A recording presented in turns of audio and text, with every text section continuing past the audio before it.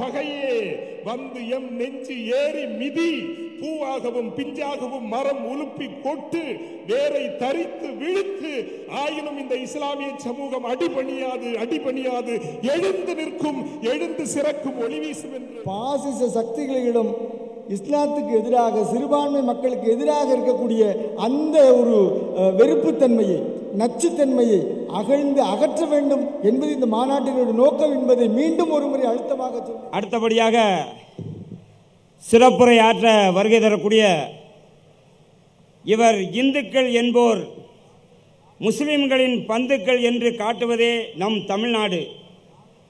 இதை சீரழிக்க நினைக்கும் சில மனித ஜந்துக்களுக்கு தக்க பதிலடி தந்து வருபவர் திருவடிக்குடி சுவாமிகள். மனித நேயத்திற்கும் மத வெறிக்கும் இடையிலான போரில் மத நெறிகளை ஏந்தி மனித நேய அணியில் நிற்கும் திருவடிக்குடி சுவாமிகள் அவர்களை சிறப்புரை ஆற்ற வருமாறு அன்போடு கேட்டுக்கொள்கிறேன். தூத்துக்குடி பேர் என்ன, முத்தையாபுரம் முகமது அம்மாள் வந்து மேடைக்கு அருகில் இருக்காங்க. அவங்கள வந்து இங்கே வந்து அவங்கள பிக்கப் பண்ணிக்கணும். காணமா தூத்துக்குடி முத்தையாம்மாள் எங்கே இருந்தாலும் மேடைக்கு அருகில் வருமாறு அன்போடு கேட்டுக்கொள்கிறோம்.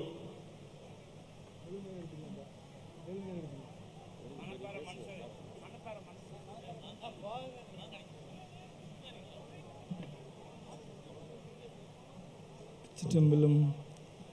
தென்னாடுடைய சிவனே போற்றி, நாட்டவர்க்கும் இறைவா போற்றி, ஆடக மதுரை அரசே போற்றி, கூடல் இலங்கு குருமணி போற்றி. எல்லாம் அல்ல இறைவனுடைய நல்லருளினாலே நல்ல ஒரு கோரிக்கையின் முகமாக இங்கே கூடியிருக்கிற மனிதநேய மக்கள் கட்சி, தமாமுக அமைப்பு மற்றும் ஒத்த கருத்துடைய சமய நல்லிணக்க, சமூக நல்லிணக்க போராளிகள், செயல்பாட்டாளர்கள், பெரியோர்கள், தாய்மார்கள், குழந்தைகள் அத்தனை பேருக்கும் அடியினுடைய அன்பான மாலை வணக்கங்களை முதற்கண் தெரிவித்து, இதயபூர்வமான சலாம்களை உரித்தாக்கியவனாக உங்களோடு ஒரு சில வார்த்தைகளை பகிர்ந்து கொள்ள விளைகிறேன். இந்த பேரணி மற்றும் மாநாட்டின் தலைமை பொறுப்பேற்றிருக்கிற பாபநாசம் சட்டமன்ற உறுப்பினர் மாண்புமிகு பேராசிரியர் ஜவாஹிருல்லா அவர்களுக்கு என்னுடைய தனிப்பட்ட முறையில் வாழ்த்துக்களையும் நன்றியையும் பாராட்டையும் தெரிவிக்க கடமைப்பட்டிருக்கிறேன். காரணம், தஞ்சாவூர் மாவட்டம் திருவலஞ்சுழி என்கிற விநாயகர் ஆலயம் பெரிய ஒரு சிவன் கோவில், பாடல்பட்ட தலம், விநாயகர் சன்னதி அங்கே சிறப்பு, பழமையான ஒரு ஆலயம், சோழர்கால கோயில். அந்த கோவிலுக்கு இருந்த தேர் சிதிலமாகி போனதுனால புதிதாக ஒரு தேர் செய்ய வேண்டும் என்கின்ற கோரிக்கை இருந்தது. அவர்களுக்கு வாட்ஸ்அப்பில் ஒரு கோரிக்கையாக அனுப்பி வச்சேன். நடப்பு சட்டமன்றத்திலேயே அதற்கான ஏற்பாட்டை செய்து சட்டமன்றத்திலேயே பேசி வளாகத்திலிருந்து எனக்கு மெசேஜ் ஃபார்வர்ட் பண்ணாங்க. பேசிவிட்டேன். அறநிலைத்துறை அமைச்சருடைய கவனத்திற்கும் முதல்வர் அவர்கள் கவனத்திற்கும் போயிருக்கிறது. இந்த ஆண்டிலேயே அதற்கான ஏற்பாடுகள் செய்யப்படும் என்ற செய்தியும் சொன்னார். ஆனால் பாரதிய ஜனதா சார்ந்தவர்கள் என்ன சொல்கிறார்கள், இவர்கள் எல்லாம் விநாயகருக்கு எதிரான கூட்டம் என்று சொல்கிறார். விநாயகருக்கு எதிரான கூட்டமாக இருந்தால் விநாயகா வாட்டர் சப்ளையை கொண்டு வந்து இங்கே நிப்பாட்டியிருக்க முடியுமா? அது பாருங்க, ஃபயர் சர்வீஸ் பக்கத்தில் உங்களுக்கான தேவைகளுக்கு விநாயகா வாட்டர் சர்வீஸ் தேடி பிடிச்சி, இங்கே மதுரையில் வேறு இடமா இல்லை பேர் இல்லையா வாட்டர் டேங்குக்கு? அதேபோல் நாம் யாரும் பாரத பிரதமர், இந்தியாவினுடைய பிரதமர், ஏன்னா இந்திய பிரதமர் சொல்கிறத விட பாரத பிரதமர் சொன்னால் அவங்களுக்கு நல்லா கேட்கும். அதனால சொல்கிறேன், பிரதமருக்கு யாரும் இங்கே எதிரானவர்கள் அல்ல. தனிப்பட்ட முறையிலே நரேந்திர மோடி என்பவர் கொண்டிருக்கிற பாரதிய ஜனதா என்கின்ற ஆணவம் பிடித்த அந்த கட்சியினுடைய சித்தாந்தத்திற்கு எதிராக நாம் கூடியிருக்கிறோம். அதற்கு ஒரு உதாரணத்தை இங்கே இறைவன் நமக்கு காட்டியிருக்கிறார். இங்கே பாருங்கள், பிஎம் அன்கோ, நாங்களும் இந்த நாட்டின் தலைவருக்கு முன்னாலே பின்னாலே நிற்கிறோம். இந்த நாடு முன்னேற வேண்டும் என்பதில் எங்களை மாற்று கருத்து இல்லை. ஆபரேஷன் சிந்தூர் நடந்தது. இஸ்லாமிய மக்களுடைய பங்களிப்பு இல்லாமல் அது வெற்றி பெற்றதா? சொல்ல முடியுமா? நாட்டினுடைய பிரதமரால் சொல்ல முடியுமா? வெளிநாட்டுக்கு போகிற இடத்துல எல்லாம் ஆபரேஷன் சிந்தூர் வெற்றியை கொண்டாடி கொண்டிருக்கிறார்கள். இங்கே அது சம்பந்தமாக பேசும்போது யார் பொட்டு அழிச்சாங்களோ அவங்க சகோதரியை வச்சு வேலையை முடிச்சுன்னு ஒருத்தர் சொல்லி மன்னிப்பு கேட்குற வரைக்கும் போகுது. அப்போ அங்கே உள்ளே இருக்கக்கூடிய வன்மம் என்ன என்பது நமக்கு தெளிவாக புரிகிறது. ஆக வக்ஃபு போர்டுக்கு எதிரான இந்த சட்டத்தை திரும்ப பெற வேண்டும் என்கின்ற கோரிக்கையும் உள்ளாட்சி மற்றும் நாடாளுமன்ற உறுப்பினர்களில் இஸ்லாமியர்களுக்கு உரிய ஒதுக்கீடு வேண்டும் என்று கேட்கின்ற இந்த இரண்டு கோரிக்கைகளும் நாம் எதற்கு திரும்ப திரும்ப பேச வேண்டியிருக்கிறது என்று சொன்னால், நடந்து கொண்டிருக்கிற ஒன்றிய அரசின் ஆட்சி கட்டிலில் இருக்கக்கூடியவர்கள் சிறுபான்மையருக்கு எதிராக, குறிப்பாக கிறிஸ்தவ இஸ்லாமியர்களுக்கு எதிராக, ரிட்டையர்டு ஐபிஎஸ் சொன்ன மாதிரி தலித்துகளுக்கு எதிராக, விவசாயிகளுக்கு எதிராக, சொல்லப்போனால் அடிமட்டத்தில் இருக்கக்கூடிய சாமானிய மக்களுக்கு எதிராக இருக்கிறார்கள் என்பதனால் நாம் திரும்ப திரும்ப சொல்ல வேண்டியிருக்கிறது. எனக்கான உரிமை வேண்டும், இந்த உரிமை வேண்டும், எங்களுக்கான பதவி வேண்டும், ஒதுக்கீடு வேண்டும் என்று கேட்பது பதவி சுகத்தை அனுபவிப்பதற்காக அல்ல. சில பேர் நினைக்கிறாங்க, உங்களால் ஜெயிக்க முடியாதனால இடஒதுக்கீடு வாங்கி வந்துடலான்னு பார்க்குறீங்களா அப்படின்னு சில பேர் விமர்சனம் பண்ணுறாங்க. நான் இதில் பார்க்குறேன், நிறைய விமர்சனங்கள் இதுபோல் வருது. இந்த உரிமை வேண்டும் என்று கேட்கக்கூடிய இடத்தில் எது இருக்கிறதுனா, மதுரையிலிருந்து பேசிகிட்டு இருக்கோம், நானும் சைவம் சம்பந்தமாக ஏதாவது ஒரு செய்தியை சொல்ல வேண்டும் என்பதனாலே ஒரு பொருத்தத்துக்காக சொல்கிறேன். மதுரையிலே சொக்கநாதர் நிகழ்த்திய திருவிளையாடல் என்று திருவிளையாடல் 64 திருவிளையாடல் இருக்கிறது.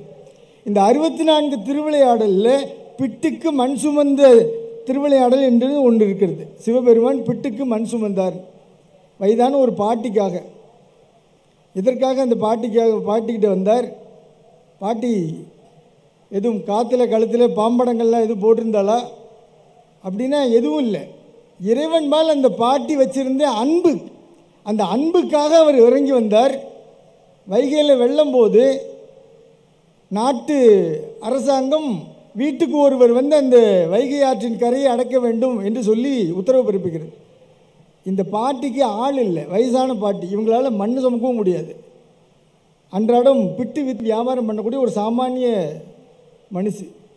இப்போ அந்த அம்மா இறைவனை நோக்கி கதறாங்க, எனக்கு யாரும் ஆள் இல்லையே, பேரம்பேத்தி யாராவது இருந்தால் கூட அனுப்பலாம், யாரும் இல்லையே, எனக்கு பிரதிநிதியாக ஒருத்தர் அனுப்பலைன்னா அரச தண்டனை வந்துடுவேன், நான் என்ன பண்ணுறேன்னு இந்த பாட்டி புலம்பும் போது, திக்கற்றவர்களுக்கு தெய்வமே துணை என்று சொல்வது போல சிவபெருமானே கூலி ஆளாக வந்து அந்த பாட்டிக்காக மண் சுமந்தார், கூலியாக அந்த பாட்டி கொடுக்குற பிட்டை பெற்றுக்கொண்டார் என்பது வரலாறு. ஆக இஸ்லாமியர்களுக்கான அந்த ஒதுக்கீடு, இடஒதுக்கீடு எங்களுக்கு வேண்டும், உள்ளாட்சியிலும் வேண்டும், நாடாளுமன்றத்தில் வேண்டும், லோக்சபாவிலையும் வேணும், மக்களவையிலையும் வேணும் என்று கேட்கும்போது பதவி ஆசைக்காக இல்லை. இத்தனை பேர் 20 கோடி மக்கள் இருக்கும்போது எங்களுக்கான பணியை செய்யக்கூடிய இடத்தில், எங்களுடைய கடமை செய்யக்கூடிய இடத்தில் எங்களுக்கான வழியை விடுங்கள், எங்களுக்கான உரிமையை கொடுங்கள், என் கடமையை நான் செய்ய வேண்டும் என்றுதான் கேட்கிறோம்.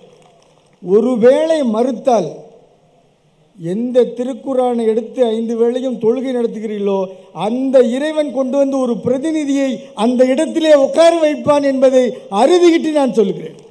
காரணம், அத்தனைக்கான ஆளுமைகள் இங்கே இருக்கிறார்கள். இஸ்லாத்தில் இல்லாதவர்களா? இதே மதுரையிலே அந்த பக்கம் ஒரு மாநாடு நடந்தபோது அங்கேயும் ஒரு ஐபிஎஸ் வந்தார், விஆர்எஸ் போட்டுட்டு தான் வந்தார்.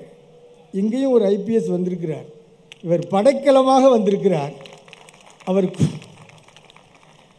ஏதோ ஒரு பதவி எதிர்பார்த்துட்டு இருக்கிறார். அநேகமாக அடுத்த ஆளுநராக கூட வரலாம். ஆனால் பாவம் அந்த மாநிலம் மக்கள் சிக்கி சின்ன பின்னமாக போகிறாங்க. நம்ம மாட்டிட்டு முழிக்கிற மாதிரி தலையும் புரியாமல் வாழும் புரியாமல் ஒரு ஆளுநராக வந்து உட்காந்துட்டு ஒருத்தர் பேசிட்டு இருக்கிறார். இது ஒரு ஜனநாயக நாடு, மதச்சார்பற்ற நாடு என்பது கூட புரியாமல் சனாதன சக்திகளுக்கு சாமரம் வீசி கொண்டிருக்கிற ஒருத்தர் நம்மளுடைய தலைவிதியாக ஆளுநராக வந்து வாச்சிருக்கிறார். அதே போல் இந்த இடத்துல திருச்செந்தூரில் நாளைக்கு கும்பாபிஷேகம், இன்றைக்கு எல்லா ஏற்பாடுகளும் நடந்துட்டு இருக்குது, விழாவரியாக நடக்குது, சிறப்பாக நடந்துட்டு இருக்கு. அடுத்த வாரம் திருப்பரங்குன்றத்திலே கும்பாபிஷேகம் இருக்குது. 14ஆம் தேதி திருப்பரங்குன்றம் கும்பாபிஷேகம். இப்போ உளவுத்துறையெல்லாம் கொஞ்சம் வேகமாக பேனா பேப்பர்லாம் எடுத்துப்பாங்க. திருப்பரங்குன்றத்தை பற்றி பேசுவாங்க. திருப்பரங்குன்றம்னு சொன்னாலே காதெல்லாம் ஷார்ப்பாகிடுது. நான் திருப்பரங்குன்றம் தானே சொல்லியிருக்கேன், சிக்கந்தர் மலைன்னு சொல்லலையே, இன்னும் அதையும் சொல்ல போகிறேன். சிக்கந்தர் மலை என்பது சிக்கந்தர் பாபா தர்கா இருக்கக்கூடிய அந்த இடத்தை அப்படித்தான் சொல்ல முடியும். இதை பல்வேறு மேடைகளிலே நான் ஆணித்தரமாக சொல்லியிருக்கிறேன்.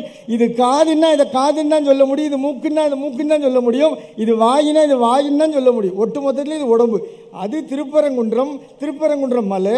சிக்கந்தர் பாபா தர்கா இருக்கக்கூடிய இடத்துக்கு சிக்கந்தர் பாபா மலை, சிக்கந்தர் மலைன்னு பேர். இது எப்படி புரிய வைக்கிறதுன்னு தெரியல. இப்போ நான் வரக்கூடிய இடத்துல விராலிமலையிலேருந்து மதுரைக்கு வரும்போது தர்கா குடின்னு ஒரு கிராமம் இருந்தது. வண்டி ஓட்டுனர் டிரைவரை கொஞ்சம் இங்கே இந்த இடத்த நிப்பாட்டுங்கன்னு சொல்லி நிப்பாட்டி அந்த ஊரை பார்த்துட்டு வந்தேன். கூகுளில் சர்ச் பண்ணும்போது அந்த ஊருக்கு பக்கத்திலே பழமையான ஒரு சிவாலயம், திரு சுனை அப்படின்னு ஒரு கோவில், மிக அற்புதமான ஒரு மலை மேலே அமைஞ்சிருக்கக்கூடிய ஒரு சிவாலயம். தர்கா குடிக்காக நிப்பாட்டின எனக்கு இறைவன் அங்கே சிவ தரிசனத்தை பண்ணி வச்சு ரெண்டும் பக்கத்தில் தாண்டா, கவலைப்படாத, நீ மாநாட்டுக்கு போயிட்டு வான்னு அனுப்பிச்சி வச்சார்.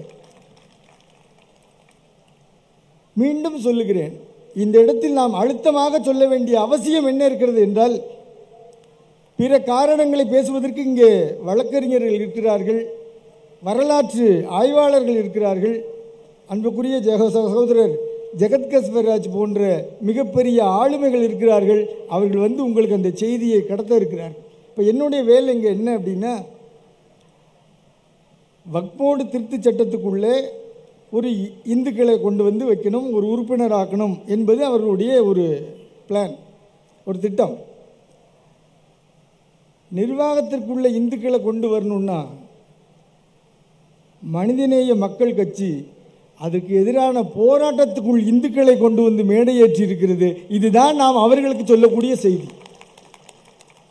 நீங்கள் திருத்த சட்டத்தின் வாயிலாக இந்துக்களை அங்கே கொண்டு வர வேண்டும் என்று நினைத்தால், உள்ளபடியே யார் அந்த சமயத்தை மார்க்கத்தை கடைபிடிக்கிறார்களோ அவர்களை கொண்டு வந்து நாங்கள் இந்த மேடையிலே நிறுத்துவோம் என்பதுதான் செய்தி. இதை சொல்லியாச்சுன்னா போதும், என்னுடைய வேலை முடிஞ்சுது. இனிமேல் நான் பேசினா அது ஓவர் டைமாக இருக்கும். மாண்புமிகு பிரதமர் அவர்கள் வெளிநாடு போகும்போதெல்லாம் திருக்குறள் பேசுகிறார். உங்களுக்கு தெரிஞ்சிருக்கும், சமீபத்தில் ஒரு திருக்குறள் கூட பேசினார்.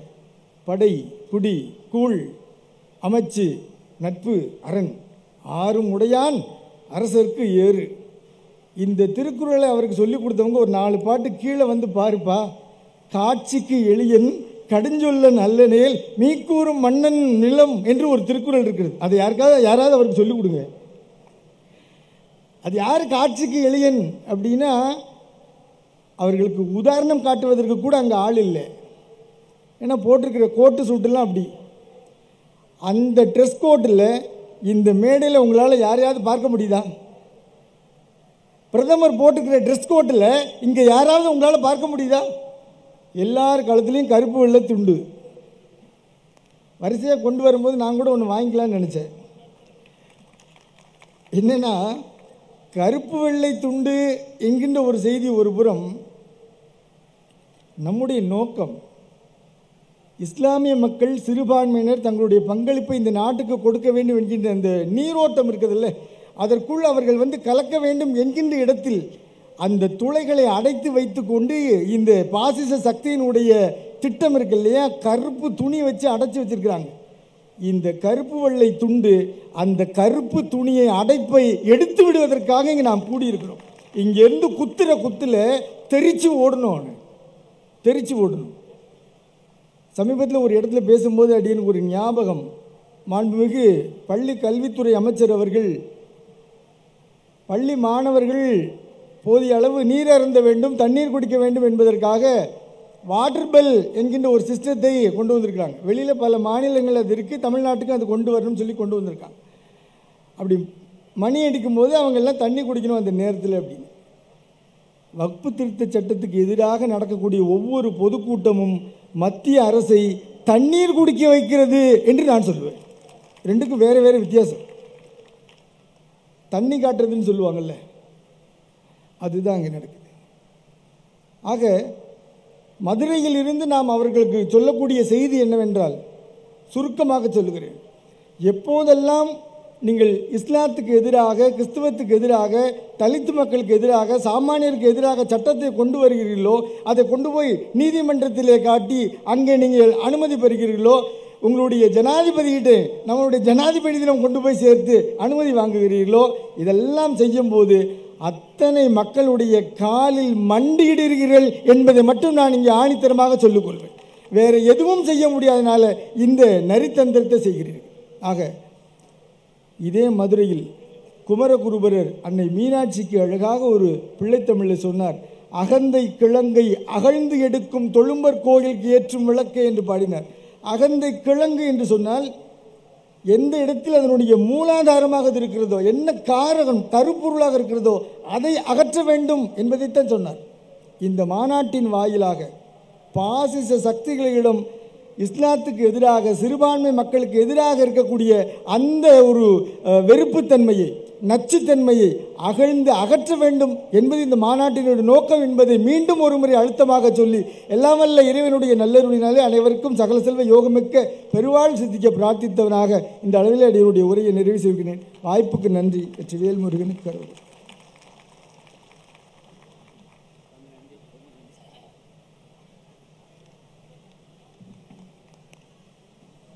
மணப்பாறையை சேர்ந்த மன்சூர் என்பவர்கள் காணவில்லை, கண்டவர்கள் தெரியப்படுத்துமாறு கேட்டுக்கொள்கிறேன். அடுத்து சிறப்புரையாற்ற வருகை தரக்கூடிய உலக தமிழர்களை ஒருங்கிணைப்பவர், கலக வெறிகொண்ட பாசிஸ்டுகளை அம்பலப்படுத்துபவர், அன்பு நெறிகளால் அகத்தை வளர்க்க ஜகத்தை சுற்றி வருபவர், எங்கள் அருள் தந்தை ஜெகத் கஸ்பர் அவர்களை சிறப்புரையாற்ற வருமாறு அன்போடு கேட்டுக்கொள்கிறேன்.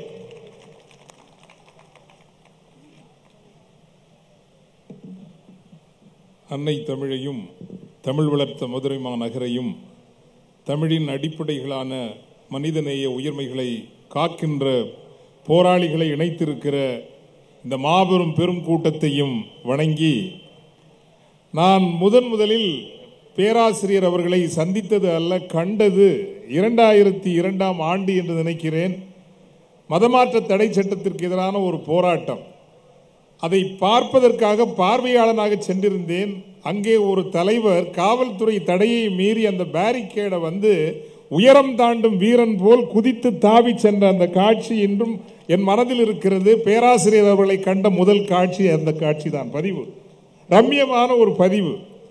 அன்று இருந்த அதே வேகம், அதே வேட்கை இன்று முதிர்ந்து சற்று பக்குவப்பட்டு எவ்வகையிலும் வீச்சும் வேகமும் குறையவில்லை என்பதற்கு இந்த பெரும் கூட்டம் ஒரு சான்றாக இருக்கிறது. இப்படி ஒரு போராளி படையை வைத்திருக்கிறார். கடந்த பல ஆண்டுகளாக என் உள்ளத்துக்குள் கிடந்த ஒரு வேட்கை இன்று வெளிப்படுகிறது. காரணம், இது ஒரு அணிதிரட்டல். இந்த அணிதிரட்டல் என்பது பொதுவில் 2 திசைகளில் இருக்க வேண்டும் என்று நான் உள்ளத்திற்குள் சொல்லி, இதை என்று நம் சிறுபான்மை சமூகங்கள் கற்றுக்கொள்ளப் போகின்றன என்று ஆதங்கப்பட்டுக் கொள்வது உண்டு. 2 வகை அணிதிரட்டல்கள் உண்டு. ஒன்று அநீதிகளுக்கு எதிரான அணிதிரட்டல், 2 மாற்றங்களை தேடும் அணிதிரட்டல். ஆங்கிலத்தில் to resist and secondly to work for change. அவ்வகையில் நமது அத்தனை அணிதிரட்டல்களும் அநீதிகளுக்கு எதிரான அணிதிரட்டல்களாக இருந்திருக்கின்றன. ஆனால் எந்த மாற்றத்தை நோக்கி நாம் நகர வேண்டும் என்கின்ற திசையில் நமது அணிதிரட்டல்கள் பலவீனமாகவே இருந்திருக்கின்றன. முதன்முறையாக 2ஐயும் இருவழி சாலைகளாக வைத்து வக்ஃப் திருத்த சட்டம் வாபஸ் பெறப்பட வேண்டும் என்பது குறியீடாக, அது அநீதிக்கு எதிரான அணிதிரட்டல் என்றால், அரசியலில் எங்களுக்குரிய பிரதிநிதித்துவம் ஒரு ஒதுக்கீடாகவே வேண்டும் என்கின்ற கோரிக்கை என்பது மாற்றம் நோக்கிய ஒரு அரசியலுக்கான அணிதிரட்டல். அதற்கு முதல் வாயிலை திறந்திருப்பது மனிதநேய மக்கள் கட்சி என்கின்ற வகையில் பெரும் ஆரவாரத்தோடு இந்த நாளை ஒரு வரலாற்று மடைமாற்ற நாளாக நீங்கள் பதிவு செய்யலாம். அதற்கு முன் இந்த மாற்றம் மதுரையில் நிகழ்ந்திருக்கிறது. நான் மிகவும் மதிக்கிற அவரை நான் வணக்கத்திற்குரிய என்று கூட சொல்ல மாட்டேன். இனிமேல் அவரை சொல்கிற பொழுது மேதகு திருவடிக்குடில் சுவாமிகள் என்றுதான் நாம் சொல்ல வேண்டும். கரவொலி எழுப்பி அதை ஒரு தீர்மானமாக நாம் நிறைவேற்றுவோம். காரணம், ஆயர் பெருமக்களை எல்லாம் நாங்கள் மேதகு ஆயர் என்று சொல்கிறோம் இல்லையா? இப்படி நம்மோடு வந்து நிற்கிற உண்மையான சைவ மத துறவிகளை நாம் மேதகு என்று அடைமொழியிட்டுத்தான் இனிமேல் அழைக்க வேண்டும். ஏன் தமிழ்நாட்டுக்குள்ள அவங்க வெற்றி பெற முடியலன்னா, இஸ்லாம், கிறிஸ்தவம், சைவம், தமிழ், வைணவம் எல்லாம் ஒரு புள்ளி. ஒரு அழகான கதையை சொன்னார். பிட்டுக்கு மண் சுந்த சிவபெருமான் என்று சொன்னார் அல்லவா? அழகான பாடல் அது. பண் சுமந்த பாடர் பரிசு படைத்தருளும் பெண் சுமந்த பாகத்தான் பெம்மான் பெருந்துரையான் விண் சுமந்த கீர்த்தி வியமண்டலத்து ஈசன் கண் சுமந்த நெற்றி கடவுள் கலிமதுரை மண் சுமந்து கூலி கொண்டு அக்கோவால் மொத்துண்டு புன் சுமந்த பொன்மேனி என்கின்ற அந்த பாடல் இருக்கிறது அல்லவா? சாரம் என்னவென்றால், திக்கற்றவர்களுக்காகவும் ஏழைகளுக்காகவும் எளியவர்களுக்காகவும் நிற்கிறவன் அந்த இறைவன். எல்லோரும் அவனுடைய பிள்ளைகள் என்கின்ற அடிப்படையை இஸ்லாம் எப்படி ஏற்றுக்கொள்கிறதோ, கிறிஸ்தவம் எப்படி ஏற்றுக்கொள்கிறதோ, அதே போல சைவமும் தமிழ் வைணவமும் ஏற்றுக்கொள்கின்ற காரணத்தினால் தான் இங்கு பாசிச சக்திகள் வெற்றி பெற முடியவில்லை. இது நல்லா ஞாபகம் வச்சுக்குங்க. இந்த அடிப்படையை புரியாத காரணத்தினால் தான் அவர்களுக்கே புரியல. அப்படியெல்லாம் அவங்க இங்க அவ்வளவு எளிதாக வென்றுவிட முடியாது. சாமி வந்து உட்கார்ந்திருக்காங்க. இதே போல பாலபிரஜாபதி அடிகள் சுவாமிகள் அந்த சைவத்திற்குள்ளேயே இருக்கிற பெரும் மத தலைவர்களுக்கு நாம் கரவொலி எழுப்பி நாம் நன்றி சொல்ல வேண்டும். ஏனென்றால் இது நாம் ஒத்திசைவாக இணைகின்ற ஒரு நம்பிக்கை. ஏன் உங்கள் மீதும் நம் மீதும் அவர்களுக்கு ஆத்திரம் வருகிறது? இந்த அடிப்படை நம்பிக்கையால் தான். ஒருவேளை நீங்களும் நானும் கூட ஒரு சிலர் அல்லாஹ்வினுடைய தலையில் பிறந்தார்கள், ஒரு சிலர் அல்லாஹ்வினுடைய தோளில் பிறந்தார்கள், ஒரு சிலர் அல்லாஹ்வினுடைய தொடையில் பிறந்தார்கள், ஒரு சிலர் எந்த அடிப்படையும் இல்லாமல் பிறந்தார்கள் என்று ஒரு கொள்கையை நாம் வைத்திருப்போமே. ஆனால் நமக்கு இடஒதுக்கீடு தானாக அவர்கள் தந்திருப்பார்கள். ஏதோ ஒரு கேட்டகரியை போட்டு தந்திருப்பாங்க. நாம் உயர் நேயத்தை நம்புகிறவர்கள், உயிர் பொதுமையை, உயிர்ம பொதுமையை நம்புகிறவர்கள். மனித பொதுமை மட்டுமல்ல, உயிர்களிடத்து அன்பு வேண்டும் என்று சொன்ன ஒரு மாபெரும் பண்பு உடையவர்கள். இரண்டாவது, இந்த நிகழ்வுக்கும் மதுரைக்கும் நான் ஏன் ஒரு பெருமிதம் அடைகிறேன் என்றால், பேசா பொருளை பேச துணிகின்ற நகர் இந்த மதுரை மாநகர். சரிதானே இல்லையா? பேசா பொருளை பேச துணிகின்ற நகர். சுவாமி இருக்கிறதால சொல்றேன். மாணிக்கவாசகர் பிறந்த ஊர் இதுல இருந்து சில கற்கள் தொலைவில் தான் இருக்கிறது. மதுரைக்காரங்க யாராவது சொல்லுங்களேன் எந்த ஊருன்னு. திருவாதூர். நல்லா கைதட்டுங்க, அறிஞ்சு வச்சிருக்கிற திருவாதூர். சில கற்கள் தான். மேலூர் சிவகங்கை சாலையில் இருக்குது. நான் அந்த கோயிலுக்கு அடிக்கடி போறது உண்டு. அந்த சாமி பாடிய பல பாடல்களில் ஒரு பாடல் எனக்கு ரொம்ப பிடிக்கும். யானேதும் பிறப்பு அஞ்சேன் இறப்பதனுக்கு என்கடவேன் வானேயும் பேரில் வேண்டேன் மண்ணாழ்வான் மதித்தும் இரேன் தேனையும் மலர்கொண்டை சிவனே எம்பெருமான் எம்மானே நின் அருள் பெருநாள் என்றென்று வேண்டுவனே பாடுவார். என்னன்னா, வானகம் கொடுத்தா கூட எனக்கு வேண்டாமையா, அப்படின்னா இந்த மண்ணை ஆள்கிறவனுக்கு நான் அடிபணிய போகிறேன். அடிபணிய மறுக்கின்ற நிலம் இந்த மதுரை நிலம், அடிபணிய மறுக்கின்ற நிலம். இன்னொரு பாட்டும் சொல்லி நான் கடந்து போறேன். இன்னைக்கு பேச வேண்டிய பொருளுக்கு காரணம் 20 நிமிடங்கள் தந்திருக்கிறார்கள், அதற்குள் நான் நிறுத்த வேண்டும். எல்லாம் திருவிளையாடல் படம் ஒரு சிலர் பார்த்திருப்பீங்க, பார்த்திருக்க மாட்டீங்க. ஆனால் மன்னன் செண்பக பாண்டியனுக்கு ஒரு சந்தேகம். அந்த சந்தேகம் உங்களுக்கு தெரியும், சின்ன வயசுல படிச்சிருப்போம். அதை நம்ம நாகேஷ் பார்த்திருப்பீங்க, அவர் தீர்த்து வைக்கிறாரு. அந்த காட்சியெல்லாம் ரொம்ப ரம்மியமான காட்சி. கடைசியில் வந்து நக்கீரனோடு சிவபெருமானுக்கு மோதல் வருகிறது. அப்போ நக்கீரன் சொல்லுவாரு, அங்கம் பொழுதுபட அறிவாளில் நெய் பூசி பங்கம் பட 2 கால் விரித்து சங்கதனை கீர் கீர் என்று அறுக்கும் நக்கீரனோ எம் பாடலுக்கு பொருள் உரைப்பது அப்படின்னு சொல்றப்போ நக்கீரன் சொல்வார், இதுல ரொம்ப முக்கியமான விஷயம் அந்த மாதிரி, அதுக்கு சங்கறுப்பது எங்கள் குலம். சங்குனா இந்த சங்கு இல்ல, கடல் சங்கு. நக்கீரன் வந்து ஒரு சங்கு பறவர். மதுரையினுடைய பண்பும் தமிழகத்தினுடைய தமிழ் நிலத்தினுடைய பண்பும் என்னவென்றால், மன்னனுடைய அறிவு அரங்கில் கடலோரத்தில் இருந்து கொண்டு சங்கை அறுக்கின்ற ஒரு சாதாரண சங்கு பறவன் கூட உயர் அமைச்சரவையில் அமர முடியும் என்கின்ற சமூக நீதியை 2000 ஆண்டுகளுக்கு 3000 ஆண்டுகளுக்கு முன்பு உருவாக்கிய நிலம் இந்த நிலம். சாதாரண விஷயம் இல்லை. சங்கருப்பது எங்கள் குலம், சங்கரனார் கேது குலம், சங்கை அறிந்து உண்டு வாழ்வோம், அரண் போல இறந்துண்டு வாழ்வோம் என்கிற போது கோபம் வந்து நெற்றிக்கண் திறக்கிற பொழுது, நெற்றிக்கண் திறப்பினும் குற்றம் குற்றமே என்று சொன்ன நிலப்பரப்பு இந்த நிலப்பரப்பு. அந்த ஒரு இடத்தில் மட்டும் இறைவனை விட இறைவனை எதிர்த்த நக்கீரனைத்தான் முதலிடத்தில் தமிழ் சமூகம் வைத்திருக்கிறது. நீதிக்காக நிற்கிறவர்கள் இறைவனுக்கு இணையாக வைக்கப்படுவார்கள். இந்த நீதிக்காக குரல் எழுப்பி வந்திருக்கிற நீங்கள் அத்தனை பேரும் இறைவனுக்கு அந்த இடத்தில் வைக்கப்படுகிறவர்கள் என்கின்ற உணர்வோடு இந்த கடமைப்பாட்டை நீங்கள் ஏற்றுக்கொள்ள வேண்டும் என்பதற்காகத்தான் இந்த கருத்தை நான் வலியுறுத்தினேன். தரப்பட்டிருக்கிற நேரத்தில் நான் உங்களுக்கு முன்வைக்க விரும்புகின்ற கோரிக்கைகளை அதிகம் பேசி ஒரு டைல்யூட் பண்ணாம சுருக்கமா பேசி இதைத்தான் நாம் செய்ய வேண்டும் என்பதை எடுத்துரைத்து நான் நிறைவு செய்ய விரும்புகின்றேன். முதலில் இந்த நாடு, இந்தியா என்கின்ற இந்த நாடு ஒரு மதச்சார்பற்ற ஜனநாயக நாடாக உருவாக்கப்பட வேண்டும் என்பது இந்த நாட்டை உருவாக்கிய தலைவர்களின் முதற் கனவாக இருந்தது. காரணம் வேறொன்றும் அல்ல. நாடு பிளவுண்ட போது 2 லட்சத்திலிருந்து 20 லட்சம் மக்கள் இரு மதத்தவர்களும் உயிரிழந்தார்கள், கொல்லப்பட்டார்கள், இரத்த களரி. நாட்டின் தந்தை காந்தி, ஜவஹர்லால் நேரு போன்றவர்களுக்கு இதுபோல ஒரு இழப்பும் இதுபோல ஒரு இரத்தக்களரியும் நிகழாதிருக்க வேண்டும் என்றால் இந்த நாடு மதச்சார்பின்மையின் நாடாக இருக்க வேண்டும், ஜனநாயக நாடாக இருக்க வேண்டும் என்கின்ற அடிப்படையில் தான் இந்த வார்த்தைகளை நன்றாக கவனித்துக் கொள்ளுங்கள். இந்த நாட்டினுடைய ஒழுங்குகளும் அரசு அலகுகளும் ஆட்சி முறைமைகளும் எல்லாம் உருவாக்கப்பட்டது இது ஒரு மதச்சார்பற்ற ஜனநாயக நாடாக இருக்க வேண்டும் என்கின்ற அடிப்படையில் தான் உருவாக்கப்பட்டது. அந்த அடிப்படையில் தான் தொடக்க காலத்தில் ஓரளவுக்கு நன்றாக இருந்தது. இன்று என்ன நடந்திருக்கிறது என்றால் இந்த ஜனநாயக அலகுகளை, இந்த ஜனநாயக முறைமைகளை, இந்த ஜனநாயக அடிப்படைகளை பயன்படுத்தி கொண்டு ஒரு பாசிசம் அதிகாரத்தை கைப்பற்றி இருக்கிறது, மதவெறி கைப்பற்றி இருக்கிறது. இது எப்படி எதிர்கொள்ள வேண்டும் என்பதில் தெளிவும் புரிதலும் தொடர் விவாதங்களும் வேண்டும். அந்த விவாதங்கள் முற்று பெற்று நாம் உண்மையான ஜனநாயக பாதையில் நிற்கின்ற வரையேனும் எண்ணிக்கை அடிப்படையில் எங்களுக்கு பிரதிநிதித்துவம் கொடுக்க வேண்டும் என்பது நியாயமான கோரிக்கை, உறுதியான கோரிக்கை என்பது இது காலத்தினுடைய தேவை.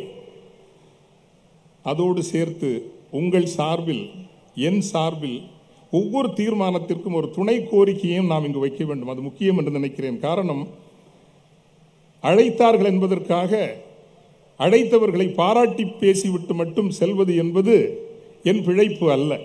நான் மேடை பேச்சாளன் அல்ல, இந்த சமூகத்தில் உலகத்தில் எந்த பதவிக்கும் ஆசைப்படுகிறவனும் அல்ல. என் குரல் மட்டும் ஒலித்துக் கொண்டே இருக்க வேண்டும் என்று எண்ணுகிறவன். அந்த வகையில் இந்த கோரிக்கையை மீண்டும் சொல்கிற ஒரு துணை தீர்மானம், முதன்மை தீர்மானம் ஒன்று, ஒவ்வொரு தீர்மானத்திற்கும் ஒரு துணை தீர்மானம் உங்கள் கரவொலியோடு 2026 சட்டப்பேரவை தேர்தல் முடிகின்ற வரையாவது இந்த தீர்மானத்தை மனிதநேய மக்கள் கட்சி மட்டுமல்ல, தமிழகத்தில் இயங்குகின்ற அத்தனை இஸ்லாமிய கட்சிகளும் அமைப்புகளும் இணைந்து மாதந்தோறும் ஒரு முறையேனும் ஒரு அரங்கில் கூடி இந்த தீர்மானத்தை ஊர் ஊராக கொண்டு செல்ல வேண்டும் என்பதை ஒரு துணை தீர்மானமாக நான் முன்வைக்கின்றேன். தவறெனில் பிழையெனில் பொறுத்தருள்க. ஒற்றுமையின்மை என்பது நமது கோரிக்கைகளை பலவீனப்படுத்துகிறது. தனித்து செயல்படலாம், ஆனால் மேம்பாலம் போல இணைகிற புள்ளிகள் வேண்டும். கடனாநதி, சேர்வலாறு, மணிமுத்தாறு என்று புறப்பட்டு வருகிற சிறு சிறு நதிகள் எல்லாம் ஒரு இடத்தில் சேர்ந்துதான் தாமிரபரணி ஆகிறது. எந்த இடம் அது? அதுவே தெரியலையா? முக்கூடல் வருகின்ற வரைக்கும் எல்லா நதிகளும் தனித்தனியாகத்தான் 7 நதிகள் வருகின்றன. முக்கூடலுக்கு வந்துதான் அது தாமிரபரணியாக மாறுகிறது. சரிங்களா? பெரும் தாமிரபரணியாக மாறுவது. அதே போல இந்த கோரிக்கையை ஒரு மாதத்திற்கு ஒரு முறை, குறைந்தபட்சம் 3 மாதங்களுக்கு ஒரு முறையேனும் அனைத்து அமைப்புகளும் அனைத்து கட்சிகளும் சேர்ந்து சென்று முழங்க வேண்டும் என்பதை மீண்டும் ஒரு முறை கரவொலி எழுப்பி அந்த ஒற்றுமைக்கு ஒரு அடி கோடிட்டு தாருங்கள். ஒன்று. இரண்டாவது, புறக்கணிக்கப்படுகின்ற இஸ்லாமிய மக்களுக்கு மட்டும் அல்ல நம்முடைய கோரிக்கை. தமிழகம் அதிகாரத்தை பல சமூகங்களுக்கும் பரவலாக்கிய ஒரு சமூகம், மாற்று கருத்தே இல்லை. கேரளத்தை விட அதிகமாக எல்லா சமூகங்களுக்கும் கொண்டு சேர்த்த ஒரு மாநிலம் இந்த மாநிலம். ஏன் தமிழகத்தை எடுத்துக்கொண்டால் கூட ஆளுகின்ற திராவிட முன்னேற்ற கழகம் என்பது 37 சமூகங்களுக்கு சட்டப்பேரவை உறுப்பினர்களை தந்திருக்கிறது. சிறுபான்மை மக்களுக்கு உரிய இடங்களை தரவில்லை என்றாலும் கூட 37 சமூகங்களுக்கு தந்திருக்கிறது. ஆனால் இன்னும் அரசியல் ரீதியாக புறக்கணிக்கப்படுகின்ற சமூகங்கள் பல இருக்கின்றன.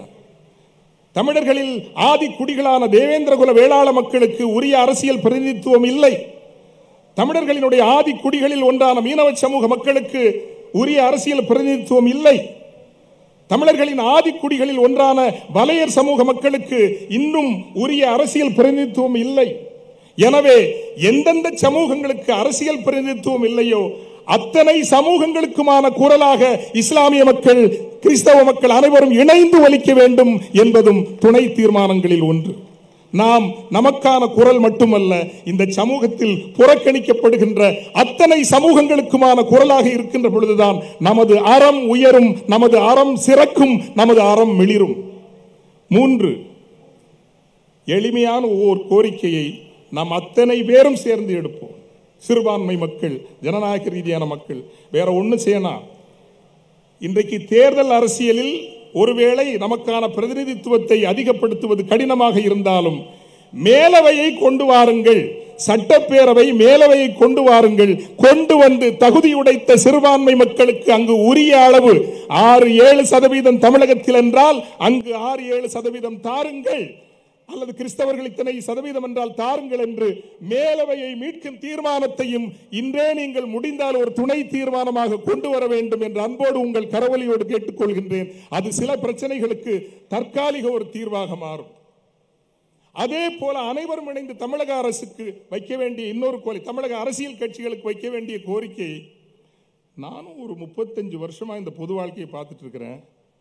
சத்தியமா சொல்றேன், சிறுபான்மை மக்களுக்கு இந்த பொறுப்பு கொடுக்குறாங்க பார்த்தீங்களா, அது கட்சிக்குள்ள பதவி கொடுத்தாலும் சரி, மந்திரி சபையில் பதவி கொடுத்தாலும் சரி, அது ஏதோ மாற்றுத்திறனாளிகளுக்கு கொடுக்குற ஒரு பதவியை போல கொடுக்குறாங்க. புரியுதில்ல உங்களுக்கு? ஒருத்தராவது பவர்ஃபுல்லா ஒரு முதல்வர்கிட்டையோ அல்லது இன்னொரு மந்திரிகிட்டையோ போய் இதை செய்யணும் செய்யுங்கன்னு சொல்ற ஒரு தலைவரையாவது இவங்களெல்லாம் பார்க்குறப்போ உண்மையிலேயே நமக்கு 30 ஆண்டு, யாரையும் நான் தப்பா எடுத்துக்கூடாது, ஒரு 30-35 வருஷமா வந்த சிறுபான்மை சமூகத்தினுடைய அமைச்சர் பெருமக்களையும் மாவட்ட செயலாளர்கள் நான் பார்த்துட்டே இருக்கிறேன். அத்தனை பேருமே எல்லாம் இந்த மாற்றுத்திறனாளிகள் பிரிவை சார்ந்தவர்களாகத்தான் மன்னிக்கணும், நான் மாற்றுத்திறனாளிகளை குறைத்து சொல்வதே அல்ல. பலமற்ற, குரலற்ற, ஒன்றை எடுத்து ஆணித்தரமாக செய்ய முடியாத ஆளுமைகளைத்தான் நமக்கு தலைவர்களாகவும் அதிகாரத்தில் இருக்கிறவர்களாகவும் கொண்டு வந்து நிறுத்துகிறார்களே தவிர வல்லமை மிக்க ஆளுமைகளாக வலிமை உள்ளவர்களை உருவாக்குகின்ற வேலை இங்கு நடக்கவில்லை. இதை ஒரு அறத்துணிவோடு நாம் ஆதரிக்கிற கட்சிகளுக்கு எடுத்து சொல்ல வேண்டிய கடப்பாடும் நமக்கு இன்று இருக்கிறது என்பதையும் நாம் பணிவோடும் அச்சமில்லாத ஒரு தன்மையோடும் இந்த இடத்தில் பதிவு செய்ய நான் விரும்புகிறேன். அடுத்த முக்கியமான தீர்மானம் நான் சொன்னேன் இல்லைங்களா, அணி திரட்டல் என்பது மாற்றத்திற்கான அணி திரட்டல். தனியார் துறையில் இன்னும் 5 நிமிடங்கள் தான் முடித்து விடுவேன். தனியார் துறையில் இடஒதுக்கீடு வேண்டும் என்று கேட்டீர்கள். நான் கேட்கிறேன், நல்லா கேட்டுக்குங்க, ஏன் நீங்கள் தனியார் துறையாக மாறவில்லை? ஏன் நீங்கள் தனியார் துறையாக மாறக்கூடாது? அந்த முயற்சி ஏன் நடக்கல? யாராவது சொல்லுங்க. நல்லா தெரியுமில்ல உங்களுக்கு, நம் சமூகத்திலேயே அரசின் துணையின்றி எந்த அரசு வந்தாலும் தாக்கு பிடித்து நிற்க முடியும் என்று காயல்பட்டினம் இருக்கிறது, அதராம்பட்டினம் இருக்கிறது, கீழக்கரை இருக்கிறது. ஏன் இருக்கிறது? பொருளாதார வலிமையை அவர்கள் வளர்த்து கொண்டார்கள். கடல் வழி வாணிகம் செழித்த பொழுது உலக நாடுகளோடு கட்டமைக்கப்பட்ட வணிகம் செய்து தொழில் செய்து செல்வத்தை ஈட்டி உரிய முறையில் முதலீடு செய்த காரணத்தினால் அது சாதிக்கப்பட்டது. இஸ்லாமிய சமூகத்தை போல சமூக ரீதியாக ஒருங்கிணைக்கப்பட்ட சமூகம் வேறு ஒன்றுமில்லை. ஜமாத்துகள் இருக்கின்றன, உலமாக்கள் இருக்கின்றன, சமூக தலைவர்கள் இருக்கிறார்கள். தமிழகத்தில் மட்டுமே ஒரு மூலதனத்திற்கு ஒரு ரிஸ்க் கேபிட்டல் இங்க இருக்கிற ஒரு 10,000 பேரும் மாசத்துக்கு ஒரு 1000 ரூபாய் போடுங்களேன். தமிழகத்தில் இருக்கிற அத்தனை முஸ்லீம்களும் 1000 ரூபாய் போடுங்களேன். வந்தா வருது, வரலன்னா போகுது. சத்தியமா சொல்றேன், 100 பேருக்கு நீங்கள் வட்டியில்லா கடன் கொடுத்து தொழில் செய்ய உதவினால் 90 பேர் தோற்று போகலாம். 10 பேர் வென்றால் அந்த 10 பேரில் 2 பேர் இந்த சமூகத்தை காப்பாற்றுவார்கள். துணை தீர்மானம் நிறைவேற்றுங்கள். துணை தீர்மானம். நாங்கள் ஒரு ரிஸ்க் கேபிட்டலை உருவாக்குவோம். எங்கள் சமூகத்தில் சிறு குறு மற்றும் முற்போக்கு தொழில் செய்ய, கிரியேட்டிவ் ஸ்டார்ட் அப் செய்ய வருகின்றவர்களுக்கு வட்டியில்லா கடன் கொடுப்போம், கரம் கொடுப்போம், சந்தைகளை உருவாக்குவோம். நாங்களே தனியார் துறையாக மாறுவோம் அல்லது கணிசமான அங்கம் வகிப்போம் என்று முடிவெடுக்கிறீர்களோ அது மாற்றத்திற்கான தீர்மானம், மாற்றத்திற்கான அணிதிரட்டல். அல்லது நான் பல மேடைகளில் சொல்லி இருக்கிறேன், எத்தனையோ 100 ஆண்டுகளாய் தானம் செய்தவர்களினுடைய சொத்துக்களைத்தான் இன்று நாம் பற்றி வைத்துக் கொண்டிருக்கிறோம். வளமையும் கல்வியும் வந்துவிட்ட காலத்தில் புதிய வக்ஃபிகளாக இதுல எத்தனை பேர் மாசம் ஒரு 50 ரூபாய் எடுத்து கொடுக்க முடியாது நிலையில இருக்கிறவங்க எத்தனை பேர் கை தூக்குங்க. முடியாதுன்னு இருக்கிறவங்க முடியுமா? முடியாத முடியுமில்ல. அல்ல இப்படி சொல்லுவோமே, மாசம் எங்களால 50 விடுங்க, ஒரு 20 ரூபா இந்த வக்ஃபுக்காக எடுத்து கொடுக்க முடியும்னு சொல்றவங்க கை தூக்குங்க. நான் கை தூக்குறேன். எத்தனை பேர் கை தூக்குங்க? இதுதான் மாற்றம், இதுதான் மாற்றம். இதை நீங்கள் முறைப்படி ஒழுங்கமைவு செய்து 1,00,000 பேரை மாதம் 1000 கூட வேண்டாம், 1,00,000 இஸ்லாமிய சகோதரர்கள் சகோதரிகள், அந்த சகோதரியர்களிடம் பொறுப்பு கொடுத்து பெண்கள் சரியாக நிர்வாகம் செய்வார்கள், பொய் சொல்ல மாட்டார்கள், ஏமாற்ற மாட்டார்கள், சுரண்ட மாட்டார்கள், பொது சொத்தை அவர்கள் கபலீகரம் செய்ய மாட்டார்கள். அவர்களிடம் பொறுப்பு கொடுத்து புதிய வக்ஃபிகளாக 5 லட்சம் 50 லட்சம் பேர் இருக்கிறார்களே தமிழகத்தில், 10% பேர் 5 லட்சம் பேர் மாறினீர்கள் என்றால் இஸ்லாமிய சமூகத்தினுடைய தலையெழுத்து மாற்றப்பட்டும் எந்த கொம்பனாலும் இந்த சமூகத்தை அழிக்க முடியாது என்கின்ற நிலை வரும். இது மாற்றத்திற்கான அணிதிரட்டல். அநீதிகளை எதிர்க்கிற அணிதிரட்டல் ஒன்று, மாற்றத்திற்கான ஆக்கப்பூர்வமான அணிதிரட்டல் ஒன்று. ஒவ்வொரு தீர்மானத்திற்கும் இப்படி துணை தீர்மானங்களை நீங்கள் நிறைவேற்றி, வா பகையே வந்து எம் நெஞ்சு ஏறி மிதி, பூவாகவும் பிஞ்சாகவும் மரம் உலுப்பி கொட்டு, வேரை தரித்து விழுத்து, ஆயினும் இந்த இஸ்லாமிய சமூகம் அடிபணியாது எழுந்து நிற்கும், எழுந்து சிறக்கும், ஒளி வீசும் என்று மாற்றத்தை உருவாக்கும் பிரகடனமாக இந்த மாநாட்டை முடித்து வையுங்கள். இறைவன் உங்களோடு இருப்பானாக. நன்றி, வணக்கம். இறையருள் துணை நிற்க.